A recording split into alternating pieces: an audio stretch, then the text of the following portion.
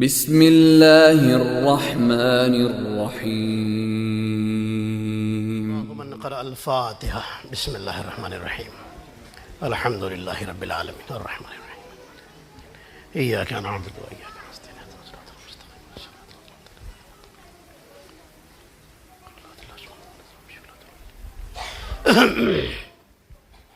لا حول ولا قوة الا باللہ العلی العظیم اعوذ باللہ من الشیطان اللعین الرجیم بسم اللہ الرحمن الرحیم الحمد للہ رب العالمین حسبنا اللہ ونعم الوکیل نعم المولا ونعم النصیر والصلاة والسلام والتحیۃ والاکرام علی اشرف الانبیاء والمرسلین سیدنا و مولانا حبیب الہ العالمین ابی القاسم محمد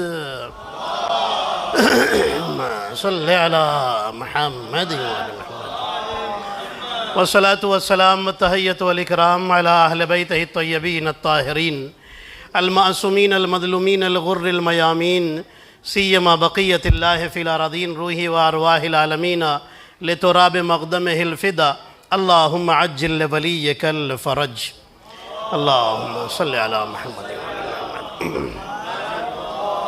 ولعنت اللہ علی اعدائہم اجمعین اما بعد فقد قال اللہ الحکیم بسم اللہ الرحمن الرحیم قل لا اسألکم علیہ اجرا الا المودۃ فی القربى صلوات پڑھے محمد اور آل محمد پر اللہم صلی علی محمد وآل محمد۔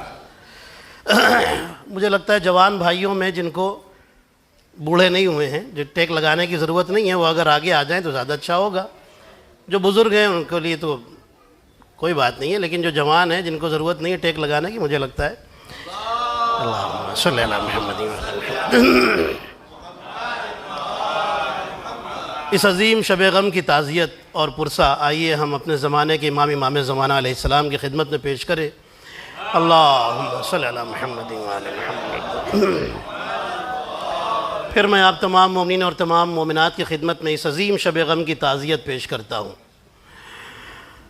قرآن مجید کی جو آیت میں نے آپ کی خدمت میں رکھی ہے، اس کے کانٹیسٹ میں، اس کی روشنی میں تھوڑی سی باتیں آپ سے بہت خاص باتیں ہوں گی، اور امام سجاد علیہ السلام نے جو بتایا ہے کہ ایک شیعہ کیسا ہونا چاہیے، مولائے کائنات کا ایک شیعہ کیسا ہونا چاہیے، پورے آسپیکٹس جو ہے نا، زندگی کے سارے پہلو امام سجاد نے سب بتا دیے ہیں۔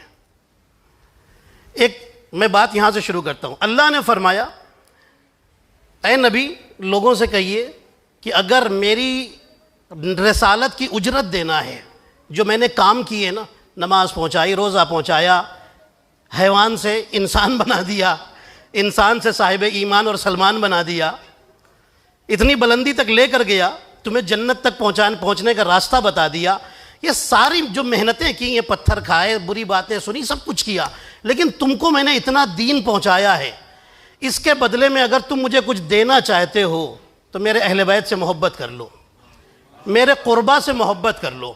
اچھا، لفظ اللہ نے محبت نہیں رکھا، اب یہاں سے میرے ساتھ جڑیے گا، بہت خاص بات آپ سے کہنے جا رہا ہوں، پلیز توجہ کے ساتھ سنیے گا۔ اللہ نے قرآن میں ایک لفظ رکھا مودت، رسول ان سے کہیے میرے اقربا سے مودت کریں، محبت نہیں، یہاں محبت کا ورڈ نہیں رکھا۔ کیوں؟ اس لیے کہ محبت میں ہو سکتا ہے کوئی لالچ چھپی ہوئی ہو۔ کہاں ہیں آپ؟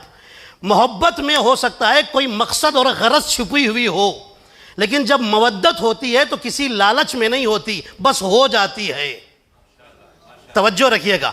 اور جس سے مودت ہوتی ہے وہ اس کی بلندی کو دیکھ کر کے ہوتی ہے، ایسے ہی نہیں ہو جاتی۔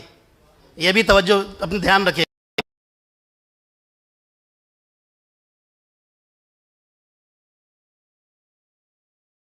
پیسے سے محبت کرنا، اپنے پیسے سے پیار ہونا، اسے محبت کہا جاتا ہے۔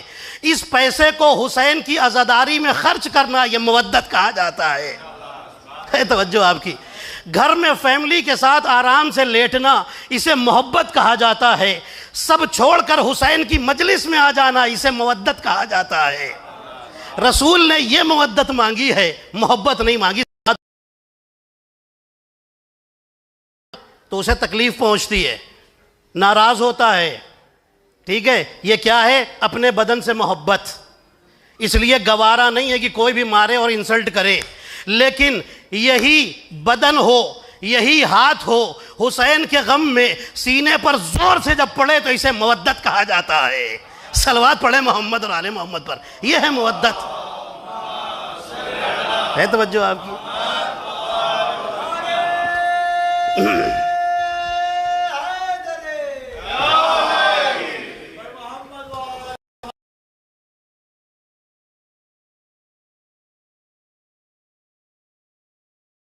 میں جملہ کہا ہے، دنیا کی جتنی عبادتیں ہو رہی ہیں نا، دو ریزن سے ہو رہی ہیں، نماز، روزہ، حج، زکوٰۃ، خمس، جہاد، جتنا بھی کچھ ہو رہا ہے نا، دو ہی ریزن ہے بس، یا خوف یا شوق۔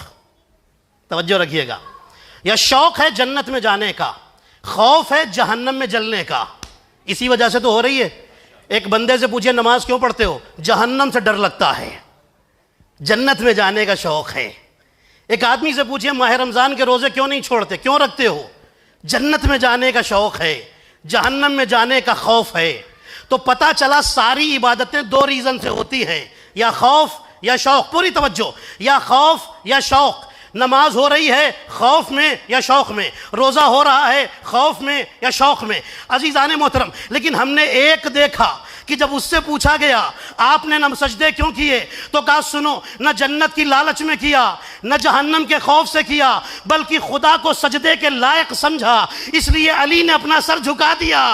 بھائی توجہ رکھیے، علی نے نہ جنت کے شوق میں سجدہ کیا، نہ جہنم کے خوف سے سجدہ کیا، یا علی والوں کو، یا علی کو دیکھا، یا علی والوں کو دیکھا، ساری عبادتیں یا جنت کے شوق میں یا جہنم کے خوف میں۔ لیکن مجلس میں آنے والے سے پوچھو تم کیوں جا رہے ہو، کیا جنت کے شوق میں جا رہے ہو، یہ جنت کے شوق میں جا رہے ہو؟ کہتا ہے نہیں، نہ جنت کے شوق میں نہ جہنم کے خوف میں، بلکہ مجلس میں اس لیے جا رہے ہیں تاکہ خدا کی رضا مل جائے اور زہرا کی دعا مل جائے۔ جو کیا آپ نے، یہ عبادت ایسی ہے، شوق میں نہیں، خوف میں نہیں، ڈر میں نہیں۔ توجہ کیا آپ نے، مجلس وہ عبادت ہے، نہ کوئی وہاں جنت کی لالچ میں آ رہا ہے نا، نہ کوئی اور ریزن ہے، یہاں آ رہا ہے بس کیوں؟ خدا راضی ہو جائے، زہرا کی دعا مل جائے۔ یہی تو ہے، اسی لیے تو مجلسوں میں آتے ہیں نا۔ یہ مجلس کی فضیلت تھی جو مجھے بیان کرنی تھی آپ کی خدمت میں۔ مودت اور محبت کیا ہے، ماشاءاللہ آپ سمجھ گئے، میں نے مثالیں دے کر کے آپ کو سمجھا دیا محبت کیا ہے اور مودت کیا ہے۔ اللہ نے اپنے نبی سے کہا ان سے کو مودت کرے۔ ہم نے حسین سے کیوں پیار کیا، کیوں محبت کی؟ اس لیے کہ انہیں محبت کے لائق سمجھا کائنات نے، وہ ہیں محبت کے لائق، اس لیے محبت کی، اس لیے مودت کی ہے۔ عزیزان محترم، یہ اہل بیت آئے کیوں تھے؟ کیا اپنے لیے آئے تھے؟ ہم نے پوچھا اہل بیت سے، آپ تو جنت میں رہتے تھے، اہل بیت کہاں سے آئے تھے؟ جنتی تھے، جنت سے آئے تھے، آپ کیوں آئے؟ وہاں کی اتنی اچھی زندگی چھوڑ کر کے اس دنیا میں کیا ملے گا؟ یہاں پتھر ملیں گے، یہاں بری باتیں کہی جائیں گی، یہاں گلے میں رسیاں باندھی جائیں گی، یہاں دروازہ جلایا جائے گا، یہاں ساری پرابلم ہوگی، تو یہاں آئے کیوں؟ تو اہل بیت نے کہا اگر ہم نہ آتے تو تمہیں یہاں سے وہاں کون لے جاتا؟ ہے توجہ؟ تو تمہیں یہاں سے وہاں کون لے جاتا؟ ہم آئے اس لیے ہیں تاکہ تمہیں جنت تک پہنچا سکے۔ ہے توجہ؟ اس لیے تو وہ یہاں پر آئے ہیں۔ عزیزان محترم، انہوں نے زندگی کے قانون بنا کر کے دیے۔ یہ کون ہیں؟ اللہ کی حجت۔ ابھی آپ نے دعائے توسل میں پڑھا، کیا پڑھا؟ یا حجت اللہ ہے، یہی پڑھتے ہیں نا، اے اللہ کی حجت۔ حجت کا مطلب کیا ہے؟ حجت کا مطلب ہے پروف، حجت کا مطلب ہے دلیل، حجت کا مطلب ہے ثبوت۔ اللہ ہے، ثبوت کیا ہے؟ انہیں دیکھو، ان کے اخلاق کو دیکھو اور اس کو پہچانو۔ کیا ایسے بندے ملیں گے 14 جیسے ملیں گے؟ نہیں ملنے والے۔ کیا ان کے علم کا کوئی مقابلہ کر سکتا ہے؟ کیا ان کی عبادت کے برابر کوئی پہنچ سکتا ہے؟ کیا ان کی سچائی کا جیسا سچا کوئی ہو سکتا ہے؟ کیا ان کے جیسے کردار والا کوئی ہو سکتا ہے؟ اللہ یہ بتانا چاہتا ہے دیکھ لو، جنہیں ہم نے پیدا کیا ہے، جب تم ان کے جیسے نہیں ہو سکتے تو جس نے پیدا کیا ہے تم اس کا مقابلہ کیا کرو گے؟ صلوات پڑھے محمد اور آل محمد پر۔ جنہیں پیدا کیا ہے، یہ آئے ہیں۔ اگر کسی نے بڑا اچھا جملہ لکھا ہے، وہ جملہ آپ کو سنانا چاہتا ہوں۔ اگر امام سجاد کی صحیفہ سجادیہ نہ ہوتی، میں اپنے ٹاپک پر آ گیا، تو دنیا کو دعا مانگنے کا سلیقہ نہ آتا۔ توجہ رکھیے گا عزیزان محترم، میں کیا کہہ رہا ہوں۔ یہ آئے ہیں دنیا کو زندگی کا سلیقہ سکھانے کے لیے۔ اگر صحیفہ سجادیہ نہ ہوتی تو دنیا کو دعا مانگنے کا سلیقہ نہ آتا۔ اگر علی رسول کا احترام کر کے نہ دکھاتے تو دنیا کو رسالت کے احترام کا سلیقہ نہ آتا۔ اگر رسول بیٹی کے احترام میں اٹھ کر نہ کھڑے ہوتے تو دنیا کو بیٹی کا احترام نہ آتا۔ اگر حسن دشمن کو دسترخوان پر کھانا نہ کھلاتے تو دنیا کو سخاوت کا طریقہ نہ آتا۔ اور اگر میرا حسین نیزے پر قرآن نہ پڑھتا تو دنیا کو تلاوت کا سلیقہ نہ آتا۔ صلوات پڑھے محمد اور آل محمد پر۔ ہے توجہ آپ کی؟ یہ تو آئے ہیں، یہ دنیا میں آئے ہیں انسان کو درس زندگی دینے کے لیے، کیسی زندگی گزاری جائے کہ اللہ کی سب سے اچھی پسندیدہ زندگی ہو۔ دوسرے خلیفہ کا زمانہ ہے، مسلمانوں کو حکم ہوا ہے ایران پر اٹیک کرو۔ ایران پر اٹیک کیا گیا، اور جو بادشاہ تھا اس کا نام تھا یزدجرد یا یزدگرد، دونوں نام لکھے۔ بادشاہ کو مارا اور اس کی پوری فیملی کو اریسٹ کر کے مدینے لے آئے۔ اب پورے مدینے والے انتظار کر رہے ہیں کل مدینے کی مسجد میں، مسجد النبوی میں، ایران کے بادشاہ کے بیٹے اور بیٹیوں کا کیا فیصلہ ہونے والا ہے۔ دو بیٹیاں ہیں اور بیٹے۔ خلیفہ دوم، دوسرے خلیفہ نے کہا کہ میں ان کو بیٹوں کو غلام بناؤں گا، بیٹیوں کو کنیز بنا لوں گا۔ ختم۔ کسی کو بڑے آدمی کو ذلیل کرنے کا طریقہ یہی ہوتا تھا عرب میں۔ کہاں بادشاہ کے بیٹے اور بیٹیاں، اور ان کو غلام بنائیں گے، کنیز بنائیں گے۔ امیر المومنین بیٹھے ہوئے تھے، تشریف رکھتے تھے، امیر المومنین وہاں موجود تھے۔ امیر المومنین فرماتے ہیں نہیں، ایسا نہیں ہوگا، بادشاہ کی بیٹیاں ہیں، بھلے وہ مسلمان نہیں تھے، بادشاہ مسلمان نہیں تھا، بادشاہ کی بیٹیاں ہیں، ان کا احترام ان کے لیول پر ہونا چاہیے۔ اللہ اکبر، یہ ہے اسلام۔ کافر بھی اگر، حدیث رسول اللہ کی کہ اگر کافروں کا بھی بڑا تمہارے سامنے آئے تو تم اس کے احترام میں اٹھ کر کھڑے ہو جاؤ۔ اسلام یہ سکھاتا ہے۔ یہ کب سکھاتا ہے کسی کو ذلیل کر کے اس کو بالکل بے عزت کر دو، عزت کی دھجیاں اڑا دو؟ نہیں۔ امیر المومنین فرماتے ہیں کہ ان کے ساتھ وہ بیہیویئر ہوگا جو ان کو سوٹ کرتا ہے۔ کیا ہوگا؟ خیر، بیٹوں کے بارے میں جو فیصلہ ہوا، بیٹیوں کے بارے میں کنیز بنانے کا ارادہ ہے۔ اور ایک روایت میں لکھا ہے خلیفہ نے کہا میں ان کو بیچ دوں گا۔ امیر المومنین فرماتے نہیں، ایسا نہیں ہوگا۔ امیر المومنین فرماتے ہیں یہ دو بیٹیاں ہیں بادشاہ کی، کھڑی ہوئی ہیں، یہاں پر سارے لوگ کھڑے ہوئے ہیں، انہی لوگوں میں امام حسن اور امام حسین بھی کھڑے تھے۔ مولا علی فرماتے ہیں کہ اے خلیفہ سنو، ان لڑکیوں کو اجازت دو، یہ جس کو چاہیں اپنے شوہر کے طور پر چوز کر لیں، منتخب کر لیں، پھر اس کے ساتھ شادی کر دو۔ دونوں لڑکیوں میں ایک نے دیکھا امام حسن کی طرف، دوسری نے دیکھا امام حسین کی طرف۔ حضرت شہر بانو جن کا نام تھا شاہ زنان، انہوں نے امام حسین کی طرف دیکھا اور کہا مجھے ان سے شادی کرنی ہے۔ شادی ہوئی، امیر المومنین نے نکاح پڑھا۔ توجہ رکھیے گا، دونوں بیٹوں کا ان دونوں بہنوں کے ساتھ نکاح پڑھا گیا۔ خاتون قطرین عبادت گزار ہوگا، شہر بانو کی بڑا احترام کرتے تھے۔ یہ عزت، یہ ہیومنٹی اہل بیت نے ہمیں سکھائی ہے۔ میرے عزیزو، شادی ہوئی، امام سجاد علیہ السلام دنیا میں تشریف لائے۔ اب امام زین العابدین، روایتوں میں لکھا ہے کہ جب مولا علی کی شہادت ہوئی ہے اس وقت 2 سال یا 2.5 سال کے تھے امام زین العابدین علیہ السلام۔ اپنے دادا کے ساتھ مسجد میں جاتے تھے اور دادا کے ساتھ امام علی کے ساتھ نماز پڑھتے تھے۔ جیسے مولا رکوع میں جائیں ساتھ میں رکوع، ساتھ میں سجدہ، عبادت کرتے تھے۔ ایک دن امیر المومنین اٹھ کر بیٹھے اور فرماتے صغیرنا و کبیرنا سوا، ہمارے بوڑھے اور بچے سب برابر ہوتے ہیں، ہمارے بڑے اور بچے سب برابر ہوتے ہیں۔ اللہ اکبر۔ علی نے اسی دن بتا دیا کہ میرے نبی نے سچ کہا تھا، میرا اول بھی محمد ہے، میرا اوسط بھی محمد ہے، میرا آخر بھی محمد ہے، ہم سب کے سب محمد ہیں۔ توجہ کیا آپ نے؟ یہاں یہ رتبہ ہے اہل بیت کا۔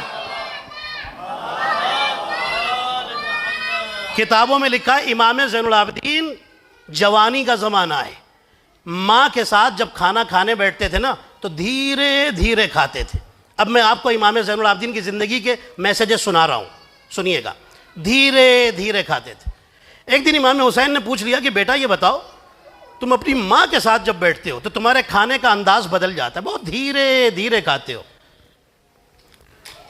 رک رک کے کھاتے ہو, تھوڑا سا کھایا پھر رک جاتے ہو, تھوڑا سا کھایا پھر رک جاتے ہیں. امام زین العابدین عرض کرتے ہیں بابا میں سوچتا ہوں دسترخوان پر جو چیزیں رکھی ہیں ان میں سے اگر کوئی چیز ایسی ہو جو میری ماں کو پسند ہو اور مجھے بھی پسند ہو, وہ کھانا چاہ رہی ہو, ان سے پہلے میں اٹھا کے کھا لوں تو یہ مجھے اچھا نہیں لگتا. اللہ غور کیا آپ نے؟ دیکھیے روایتیں دو ہیں, یہ بات میں آپ کو بتا دیتا ہوں. کچھ روایتیں امام سجاد کے بچپن میں ہی ماں کا انتقال ہو گیا تھا جب بہت کم سن تھے. کچھ روایتیں ہیں جوانی میں انتقال ہوا تھا, جب امام سجاد کی جوانی تھی اس وقت ماں کا انتقال ہوا تھا. اور ایک روایت یہ بھی ہے کہ امام حسین نے ایک گھوڑے پر بٹھا کر بی بی شہر بانو کو واپس شہر رے بھیج دیا تھا. شہر رے ایران کا ایک چھوٹا سا شہر, وہ شہر تھا, وہ ایک محلہ, تہران کا ایک محلہ ہے, وہاں پر ایک چھوٹی سی ہل ہے, چھوٹی سی پہاڑی ہے, وہاں پر وہ جگہ بنی ہوئی جہاں بی بی شہر بانو کا گھوڑا آگے رکا تھا. اب گھوڑا تھا یا اونٹ تھا جو بھی تھا, سواری تھی, وہ آج بھی وہ جگہ بنی ہوئی ہے اور اس کے اوپر بی بی شہر بانو کی قبر ہے جا کر کے. جو لوگ گئے انہوں نے دیکھا ہوگا, جو نہیں گئے اللہ سے دعا ہے اللہ آپ سب کو زیارت سے مشرف فرمائے. جب ایران جاتے ہیں تو ضرور جائیے بی بی شہر بانو کی قبر پر بھی جا کے زیارت کیجیے. بہت سارے لوگ نہیں جاتے, تہران میں صرف شاہ عبد العظیم حسنی کی زیارت کر کے واپس آ جاتے ہیں. لیکن قافلے والے سے کہیے ہم کو جانا, سب کو پتہ ہوتا ہے قافلے والے بس سستی میں اور کاہلی میں نہیں لے کے جاتے. ان سے کہیے کہ ہم کو جانا ہے زیارت کرنے, وہ لے جائیں گے آپ کو. وہاں پر جائیے, بی بی شہر بانو کی زیارت انشاءاللہ نصیب ہوگی. امام سجاد علیہ السلام روایتیں بتا دی. دیکھیے امام کی زندگی کیا ہے. ایک انسان, میں آپ سے سوال کرتا ہوں, جب وہ بہت عبادت کرتا ہے نا تو دوسرے کام اس سے چھوٹتے ہیں. انسانیت کی کتنی خدمت کر پاتا ہے, وہ تو عبادت میں لگا ہوا ہے نا. امام سجاد وہ امام ہیں جو 24 آورس میں 1000 رکعت نماز پڑھتے ہیں. کتنی؟ 1000 رکعت نماز. امام سجاد کا گارڈن ہے, اس میں 500 درخت لگے ہیں, ہر درخت کے نیچے 2 رکعت نماز, 2 رکعت نماز, 2 رکعت نماز. واجب نمازوں کے علاوہ بات کر رہا ہوں میں, ٹھیک ہے. اچھا امام کی ایک حدیث ہے, جب نماز پڑھو مستحب نمازوں کے لیے, جب نماز جماعت میں ہے تو ایک الگ بات ہے, لیکن جب آپ فرادہ نماز پڑھ رہے ہیں یا مستحب نماز پڑھ رہے ہیں تو امام فرماتے ڈیفرنٹ جگہوں پہ پڑھو. کیوں؟ اس لیے کہ قیامت میں یہ جگہ گواہی دیں گی اس نے یہاں پر نماز پڑھی تھی. توجہ ہے آپ کی؟ یہ ساری جگہیں گواہی دیں گی, بولیں گی اللہ کے سامنے کہ اس نے یہاں پر نماز پڑھی تھی, اس نے یہاں پڑھی تھی. میں نماز جماعت کے لیے نہیں کہہ رہا ہوں, ورنہ جماعت میں پتہ چلا کہ سب بگڑ کر کے ایک صلوات پڑھ لیں عصمت محمد اور آل محمد پر. صلی اللہ علیہ وسلم. امام زین العابدین کی جو کنیز تھی, امام کی شہادت کے بعد اس سے کسی نے پوچھا یہ بتاؤ امام کی زندگی کے بارے میں کچھ بتاؤ. کہنے لگی ڈیٹیل میں بتاؤں یا شارٹ میں بتاؤں؟ پوچھنے والے نے کہا بھائی شارٹ میں ہی سننا ہے. بہت سارے لوگ مجلس بھی شارٹ میں سننا چاہتے ہیں, ہر چیز شارٹ میں ہی ہو جائے, لیکن جنت میں دیر تک رہنا ہے نا. خیر, کہنے لگی کہ 2 جملوں میں سنا دوں, 2 جملوں میں, 2 سینٹنس میں. کہا ہاں سناؤ. اب اس سے زیادہ شارٹ کیا ہوگا؟ ہاں سنا دو. کہنے لگی بس اتنا سمجھ لو میں نے امام زین العابدین کے لیے کبھی دن میں کھانا نہیں بنایا اور رات میں سونے کے لیے بستر نہیں بچھایا. اب سمجھے آپ, دنوں میں روزہ رکھا کرتے تھے اور رات میں رات بھر کھڑے ہو کر کے اللہ کی عبادت کیا کرتے تھے. یہ تھے امام زین العابدین. اب امام زین العابدین کا چاہنے والا اسے عبادت سے ضرور پیار ہوگا.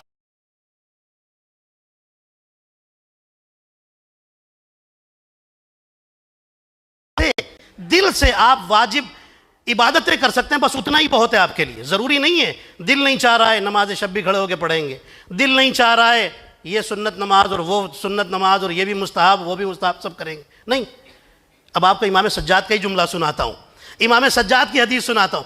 امام سجاد فرماتے تھوڑا عمل سچے دل کے ساتھ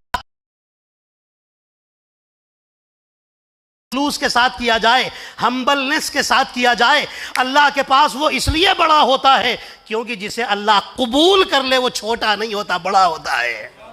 صلوات پڑھے محمد اور آل محمد پر. جسے اللہ قبول کر لے پھر وہ چھوٹا کہاں ہے؟ وہ تو بڑی بات ہے نا. جسے اللہ قبول کر لے پھر وہ چھوٹا کہاں رہ گیا؟ وہ عمل تو بڑا ہو گیا نا.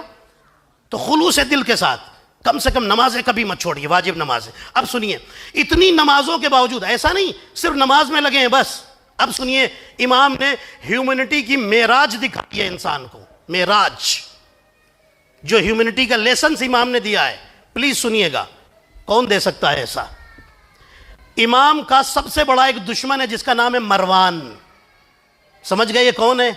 یہ وہ ہے جس کو رسول اللہ نے مدینے سے نکال دیا تھا، ڈیپورٹ کر دیا تھا، نکل جائے ادھر سے۔ سنیے گا، یہ ریبل تھا۔ اس کو ایک صحابی جب ان کی حکومت آئی تو انہوں نے واپس بلا کر داماد بھی بنایا اور گورنر بھی بنایا۔ یہ کس فیملی کا تھا؟ یہ بنی امیہ کی فیملی کا تھا۔ سنیے گا، میں آپ کو امام سجاد کی انسانیت کے کیا لیسنز دیے وہ آپ کو سنانا چاہ رہا ہوں، ہیومنٹی کیا ہوتی ہے۔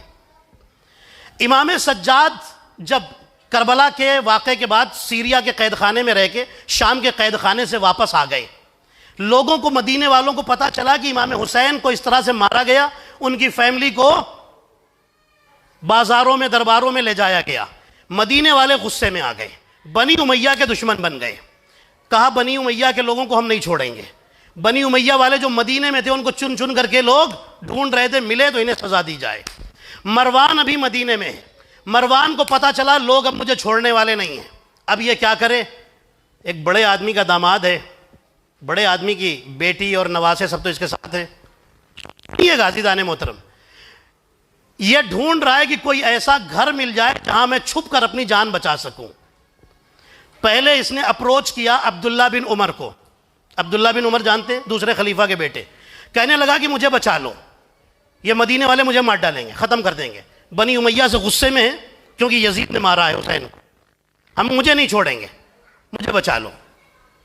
سب سے زیادہ اس نے جو ظلم کیا ہے نا مدینے میں، وہ امام سجاد پہ کیا ہے۔ یہ کون ہے میں آپ کو بتاتا ہوں۔ جنگ صفین میں مولا علی کے خلاف یہ لڑا ہے، مولا علی کے اگینسٹ لشکر میں آیا ہے، معاویہ کے لشکر میں، نمبر 1۔ نمبر 2، امام حسن کا جنازہ جب رسول اللہ کے بازو میں دفن ہونے جا رہا تھا، یہ سامنے آ کے کھڑا ہوا تھا کہ میں دفن نہیں ہونے دوں گا۔ سمجھ گئے آپ؟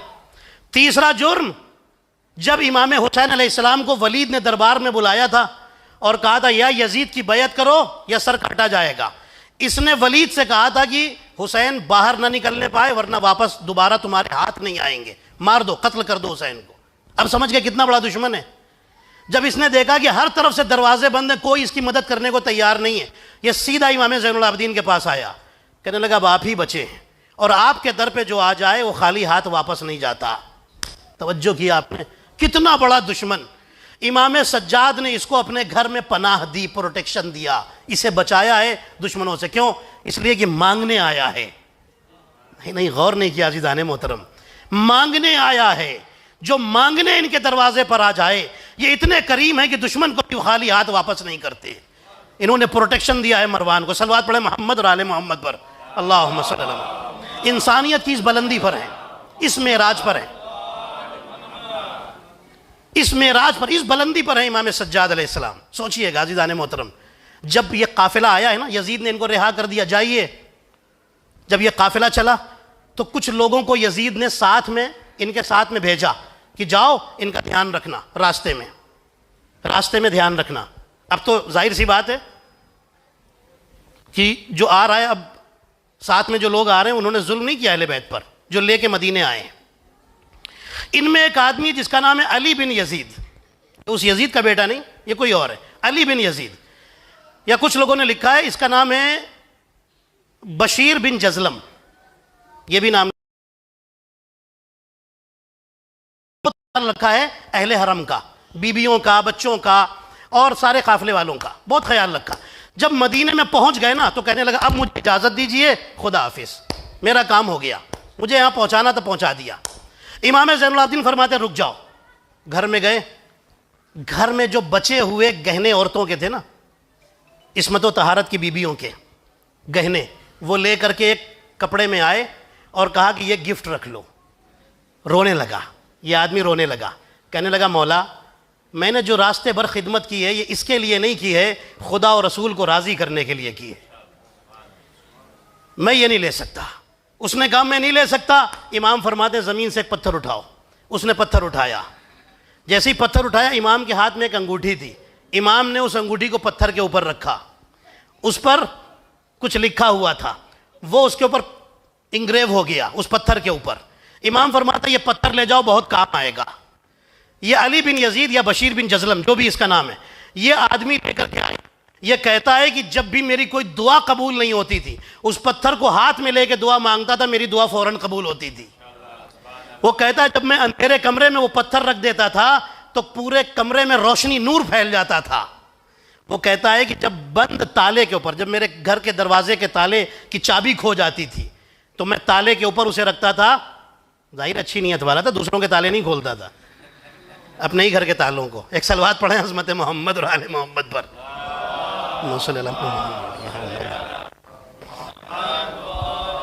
اس لیے یہ بات کہہ دی، کبھی کبھی ہم سے پہلے آپ کے ذہن کہیں پہنچ جاتے ہیں۔ تو عزیزان محترم، یہ کہتا ہے کہ اس میں اتنا پاور تھا اس پتھر میں جس پر امام نے اپنی انگوٹھی رکھی تھی کہ ایک مرتبہ جو خلیفہ تھا، جو بات مجھے بلایا سزا دینے کے لیے، میں اس پتھر کو اپنی جیب میں رکھ کے گیا، وہ خلیفہ اور وہ بادشاہ مجھ پر اتنا مہربان ہو گیا کہ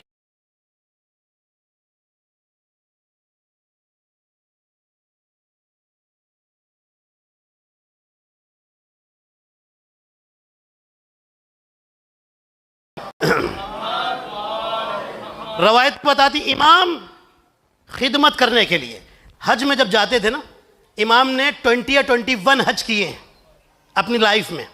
سوچیے آپ، یہ جو حج کیے ہیں نا امام نے، کتابوں میں لکھا ہے کہ اس حج میں جب جاتے تھے تو قافلے کے ساتھ جاتے تھے، اور ایسا قافلہ ڈھونڈتے تھے جس میں کوئی امام کو پہچانتا نہیں ہے۔ کسی نے پوچھا آپ ایسا قافلہ کیوں ڈھونڈتے ہیں؟ امام نے فرمایا اس لیے کیونکہ جو قافلے والے مجھے جانتے ہیں نا، وہ مجھے خدمت کرنے کا موقع نہیں دیتے۔ میں ایسا قافلہ ڈھونڈتا ہوں جس میں مجھے اللہ کے بندوں کی خدمت کرنے کا موقع مل جائے۔ ہے توجہ آپ کی؟ کیا کردار ہے اہل بیت کا، کیا سکھایا ہے اہل بیت نے۔ ایک مرتبہ امام قافلے میں جا رہے ہیں حج کے لیے، راستے میں امام کھانا کھلانے لگے سب کو، حاجیوں کو اپنے ہاتھ سے لے جا کر کے کھلا رہے۔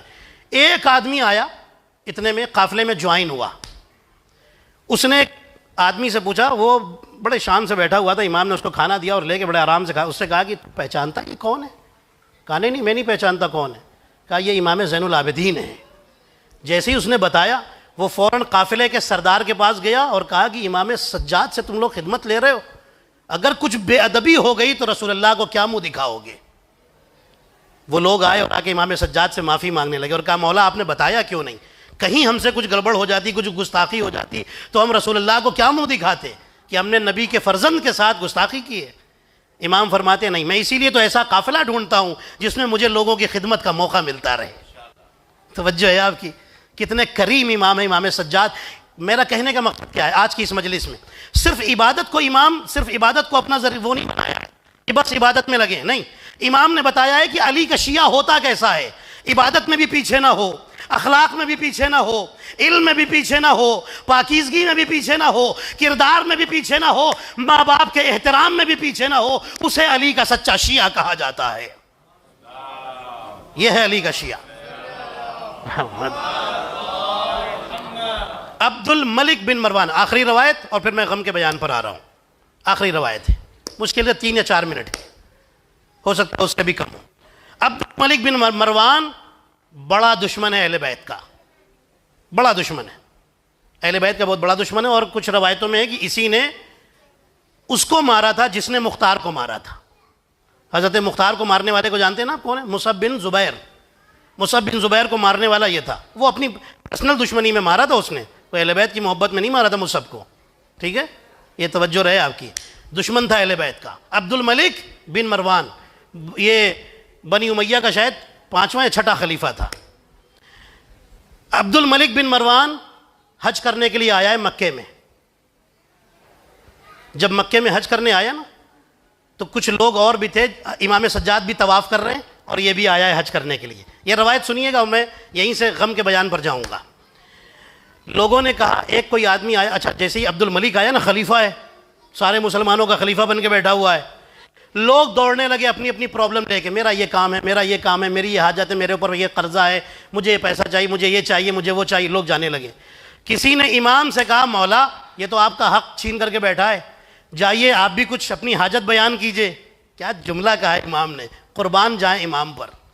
امام فرماتے سنو, آج تک میں نے دنیا بنانے والے سے اپنے لیے دنیا نہیں مانگی, تو دنیا لوٹنے والے سے دنیا کہاں مانگوں گا. غور نہیں کیا آپ نے, آپ تو اہل اردو بیٹھے ہوئے ہیں. میں نے دنیا بنانے والے سے اپنے لیے دنیا نہیں مانگی, تو یہ دنیا چھیننے والے سے, امام کا حق چھین کے بیٹھا تھا, دنیا چھیننے والے سے اپنا حق مانگوں گا؟ میں نہیں مانگوں گا. اب روایتیں بتاتی ہیں کہ اس نے دیکھا نا کہ یہ سارے لوگ تو اس کی طرف آگے بڑھ رہے ہیں, امام سجاد اس کو نوٹس ہی نہیں کر رہے ہیں. اب اس کو غصہ آیا کہ میں تو خلیفہ ہوں, یہاں آیا ہوں, اور یہ کون ہے کہ یہ مجھے نوٹس ہی نہیں کر رہے ہیں. اس نے ایک آدمی سے پوچھا یہ ہے کون؟ کہا یہ امام زین العابدین ہے. تجھے نہیں معلوم علی ابن الحسین ہے زین العابدین؟ کہنے لگا انہیں بلاؤ. امام سجاد کو میسج ملا آپ کو عبد الملک بلا رہا ہے. امام سجاد آئے, کیا بات ہے؟ کہنے لگا کہ میں نے تو آپ کے باپ حسین کو نہیں مارا, پھر آپ میرے پاس کیوں نہیں آتے؟ میں نے تو نہیں مارا انہیں. امام فرماتے اگر تو میرے باپ کا قاتل ہوتا تو تو بھی وہیں ہوتا جہاں میرے باپ کا قاتل ہے. اگر تو قاتل ہوتا تو وہیں ہوتا جہاں میرے باپ کا قاتل ہے. جانتے ہیں کہاں ہے؟ در کے اسفل میں, اسفل السافلین میں, جہنم کا سب سے نچلا طبقہ, وہاں پر ہے یزید, قاتلین اہل بیت, قاتلین معصومین علیہ السلام, وہاں پر ہے. تو بھی وہیں ہوتا. کہنے لگا کہ آپ اگر میرے پاس آئیں تو میں آپ کو بڑے انعام دوں گا, دولت دوں گا. یہ کس کو پیسے کی لالچ دے رہا ہے؟ غور نہیں کیا آپ نے؟ جن کے ہاتھ میں عالمین کا کنٹرول اللہ نے دیا ہے, ارض و سما کا کنٹرول دیا ہے, ان کو لالچ دے رہا ہے پیسے کی. آپ آئیے تو میں آپ کو بڑے پیسے ویسے دوں گا, دولت دوں گا. جیسے امام نے سنا نا, امام کے کندھے پر یہ ابا تھی, امام نے وہ کعبہ, یہ خانہ کعبہ ہے اور یہیں قریب میں, امام نے بچھا دی. اور پھر ایک جملہ کہا, اے میرے اللہ تو اپنے خاص بندوں کا کتنا احترام کرتا ہے اور ان سے کتنا پیار کرتا ہے, تو اسے دکھا دے. جیسے ہی امام نے جملہ کہا نا, لوگوں نے دیکھا وہ امام کی ابا سونے چاندی ہیرے جواہرات اور درہم و دینار سے بھرنا شروع ہو گئی, اوپر تک جانے لگی. روایتیں بتاتی ہیں کہ اس کو چکر آنے لگے, عبد الملک کو. گھبرا گیا دیکھ کر کے کہ میں تو ان کو دینے کی بات کر رہا تھا, انہوں نے تو مجھے دکھا دیا. توجہ ہے عزیزان محترم, امام نے دنیا کو بتا دیا کہ یاد رکھو دنیا کی دولت لوٹ کر کے ان خزانوں پر قبضہ جمانا یہ اور بات ہے, اللہ کے خزانے پر کنٹرول رکھنا یہ زین العابدین کا کمال ہے. صلوات پڑھیں محمد اور آل محمد پر. دکھا دیا امام نے, اللہ کے خزانوں پر کنٹرول ہے ان کا. ان کے پاس ولایت ہے, اور ولایت تو بڑی عظیم منصب کا نام ہے اللہ کے, ہے نا. اب سنیے گا, امام سجاد علیہ السلام نے روایتیں ہیں کہ فقیروں میں, مکے کے فقیروں میں اسے تقسیم کر دیا, اور ایک روایت میں ہے کہ اللہ سے کہا پروردگار اسے واپس لے لے. دونوں روایتیں میں نے آپ کو سنا دی. عزیزان محترم, یہ امام سجاد, میں نے پوری آپ کو امام سجاد کے بارے میں بتانے کی کوشش کی کہ امام سجاد نے کیا ہم کو سکھایا ہے. عزیزان محترم, سجدہ کبھی نہ چھوڑنا, انسانیت کبھی نہ چھوڑنا, اخلاق اتنا خوبصورت ہو. اہل سنت کے ایک بہت بڑے رائٹر ہیں ابن شہر ابن عاشوب, وہ لکھتے ہیں کہ زین العابدین کا کمال یہ تھا کہ جو دیکھتا تھا اس کا دل چاہتا تھا بار بار زین العابدین کو دیکھے, اور وہ خود کھینچ کر کے زین العابدین سے ملنے چلا آتا تھا. یہ زین العابدین کا کمال تھا, سید سجاد کا کمال تھا. عزیزان محترم, آپ غور فرمائیں کس بلندی پر اہل بیت ہیں, اور انہوں نے ہمیں سکھایا ہے کہ علی کا شیعہ کیسا ہونا چاہیے. عزیزان محترم, یہ امام سجاد ہیں. روایتیں بتاتی ہیں کہ امام سجاد ہمارے وہ امام ہیں کہ جن کو حشام ابن حکم, اس حشام ملون نے امام کو زہر دیا ہے, اور امام زہر کی شدت سے تڑپتے رہے. مصطفیٰ لائٹ ذرا آف. امام زہر کی شدت سے تڑپے, اللہ اکبر. اور ایسا زہر تھا جسے زہر حلاحل کہا جاتا ہے, ایسا دردناک زہر تھا جس نے تڑپا تڑپا کر کے امام کو شہید کیا ہے. یہ کون امام ہے جو کربلا کے بعد 35 سال تک روتے رہے ہیں؟ یہ وہ آج روئیے گا, اور مجھے یقین ہے کہ آج میں جو جملے آپ کی خدمت میں پیش کروں گا آپ کے آنسو رکیں گے نہیں، ضرور روئیں گے، ضرور روئیں گے۔ اور یاد رکھیے جب آپ روتے ہیں نا، آپ تو آرام سے یہاں پر آتے ہیں، حسین کی ماں اپنی ٹوٹی ہوئی پسلیوں پر ہاتھ رکھ کے آتی ہے اور کہتی ہے واہ حسینہ، رونے میں کیوں شرماتے ہو؟ ارے ہمارے مذہب میں، آپ کے مذہب میں رونا بدعت نہیں ہے۔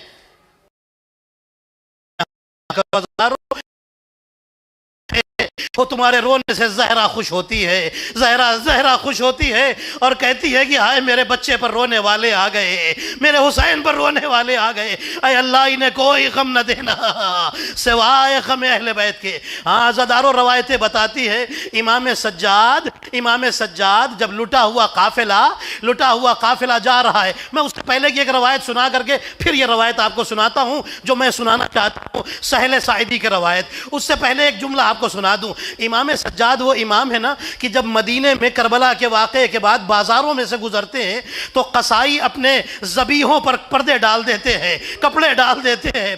امام سجاد آگے بڑھ کر پوچھتے تھے اے بھائی یہ بتاؤ کہ کیا انہیں ذبح کرنے سے پہلے، جانور ذبح کرنے سے پہلے پانی پلایا تھا؟ ہاں مولا، آپ کے نانا کے امتی ہیں، آپ کے جد رسول کے امتی ہیں، ہم پانی پلاتے ہیں، جانوروں کو پانی پلاتے ہیں۔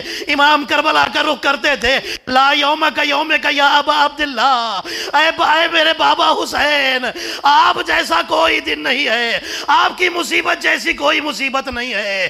ارے یہ مسلمان اچانک رونے لگتے تھے، وضو کا پانی آتا تھا نا تو رونے لگتے تھے۔ کسی نے پوچھا مولا وضو کا پانی دیکھتے ہیں تو روتے ہیں، چشمے کا پانی دیکھتے ہیں تو روتے ہیں، پینے کے لیے پانی آتا ہے تو روتے ہیں، وہ وضو کا پانی دیکھ کر رو رہے ہیں، مولا کیوں رو رہے ہیں؟ فرماتے تھے کاش اتنا پانی بھی میرے بابا کو مل جاتا، اتنا پانی بھی میرے بابا کو نصیب نہ ہوا، میرا بابا بھوکا پیاسا کربلا میں ذبح کر دیا گیا۔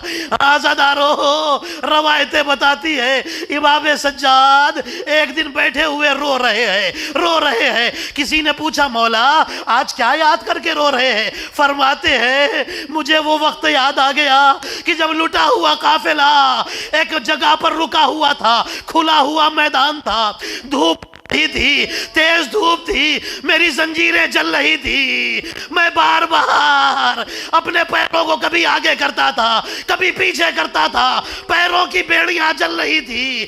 میری بہن سکینہ کے پاس جب پینے کے لیے پانی آیا، سکینہ نے پانی نہ پیا، لے کر آئی، میری زنجیروں پر ڈال دیا اور ایک جملہ کہا اے بھیا سجاد میں پیاسی رہوں مجھے گوارا ہے، تمہاری زنجیریں جلے یہ گوارا اجرکم انتصارا۔ عزادارو اب سنیے گا، روایتیں بتاتی ہے لٹا ہوا قافلہ جا رہا ہے، جیسے ہی شام میں داخل ہوا، شام میں رسول کا ایک صحابی رہتا ہے جس کا نام ہے سہل ساعدی بیت المقدس کا سفر کرنے والے ہیں۔ اپنے گھر سے نکلے، جیسے ہی نکلے، یہ شام کے مضافات میں رہتے ہیں، جو دمشق شہر ہے اس سے باہر رہتے ہیں۔ کہتے ہیں میں اپنے گھر سے نکلا اور دمشق سے گزرنے لگا، میں نے دیکھا دمشق میں لوگ خوشیاں منا رہے ہیں، نئے کپڑے پہنے ہوئے ہیں، لوگ خوشیاں منا رہے ہیں۔ میں نے پوچھا بھائی آج کیا کوئی عید کا دن آ گیا، تم لوگ اتنی خوشیاں کیوں منا رہے ہو؟ کہنے لگے اس لیے کہ ایک شخص نے یزید پر خروج کیا تھا، یزید کی بات نہیں مانی تھی، اسے مارا گیا ہے، اس کے گھر والوں کو قیدی بنا کر لایا جا رہا ہے۔ عزادارو سہل کہتے ہیں میں کھڑا ہو گیا کہ یہ کون تھا، یہ کس کو لایا جا رہا ہے؟ کہتا ہے جیسے ہی قافلہ داخل ہوا، دمشق میں داخل ہوا، میں نے حسین کے سر کو دیکھا، ارے میں پہچان گیا، میں نے کہا کیا غضب ہو گیا، یہ تو رسول کا نواسا یہ نبی کا نواسا ہے۔ سہل کہتے میں آگے بڑھا، دیکھا زنجیروں میں جکڑا ہوا ایک بیمار ہے، میں نے آگے بڑھ کر سلام کیا، السلام علیکم، آواز آئی سہل ذرا قریب آ جاؤ۔ سہل نے دیکھا ارے مولا آپ تو سید سجاد ہیں، ارے زین العابدین تڑپ گئے، اے میرے کے صحابی، اے میرے جد کے صحابی تو ہمیں پہچان گیا؟ سہیل کہتے ہاں مولا پہچان گیا۔ مولا کوئی خدمت ہو تو بتائیے۔ امام فرماتے سہیل اگر تمہارے پاس کچھ پیسے ہو تو جس ظالم کے ہاتھ میں میرے بابا کا سر ہے اسے پیسہ دے دو اور کہہ دو سر لے کر آگے چلا جائے، اس لیے کہ گھر کی عورتوں کے ساتھ وہ نیزہ بھی کھڑا ہے جس پر میرے بابا کا سر ہے۔ تماشائیوں کا ہجوم ہے، لوگ میرے بابا کے سر کو دیکھیں گے، میری پھوپھیاں بچ جائیں گی، لوگ میری پھوپھیوں کا تماشا نہیں دیکھیں گے۔ ارے اس سے کہو سر لے کر آگے چلا جائے۔ عزادارو، سہیل کہتے ہیں میں نے بڑی کوشش کی لیکن وہ نیزہ جس پر حسین کا سر تھا وہ ظالم نہیں مانا جس نے وہ نیزہ اٹھایا تھا۔ پھر سہیل کہتے ہیں میں پھر امام کے پاس آیا اور امام سے پوچھا مولا کوئی اور خدمت ہے؟ امام نے ایک سوال کیا، فرماتے سہیل حل اندکا ثوب عتیق، کیا تمہارے پاس کوئی پرانا کپڑا ہے؟ سہیل کہتے مولا پرانے کپڑے کا کیا کام ہے؟ امام فرماتے ہیں میرے گلے میں جو توق ہے اس کی چھوٹی چھوٹی کیلیں میرے گلے میں گڑ گئی ہے، ارے کوئی پرانا کپڑا ہو میری توق کے اندر رکھ دو۔ سہیل کہتے ہیں جیسے ہی توق ہٹایا خون جاری ہو گیا، میں نے کپڑا رکھ دیا لیکن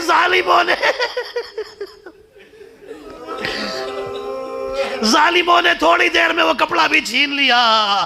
عزادارو، روایتیں بتاتی ہے امام سجاد کو زہر دیا گیا، امام کا آخری وقت تھا۔ جملہ سنیے گا عزادارو، امام کا آخری وقت تھا، بس میں شہادت کا ایک جملہ پڑھ کے مجلس ختم کر رہا ہوں۔ عزادارو، امام زہر کی شدت سے تڑپ رہے ہیں، امام باقر قریب آئے اور آ کر کے اپنے بابا کے پاس بیٹھ گئے۔ بابا کچھ وصیتیں ہو تو فرمائیے۔ امام سجاد نے بیٹے سے وصیتیں کی، اسرار امامت حوالے کیے، اور جیسے ہی اسرار امامت حوالے کر چکے امام محمد باقر نے امام زین العابدین کے سینے پر اپنا سر رکھ دیا۔ جیسے ہی سینے پر سر رکھا امام سجاد زور سے رونے لگے، زور سے آوازیں بلند رونے لگے۔ امام محمد باقر کہتے بابا اب رونے کا سبب کیا ہے؟ کیا زہر زیادہ تکلیف دے رہا ہے؟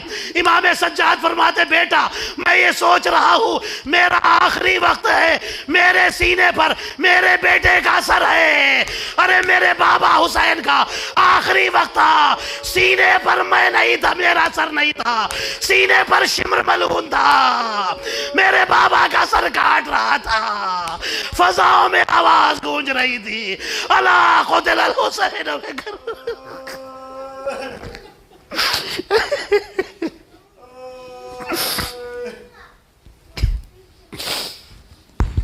ماتم حسین۔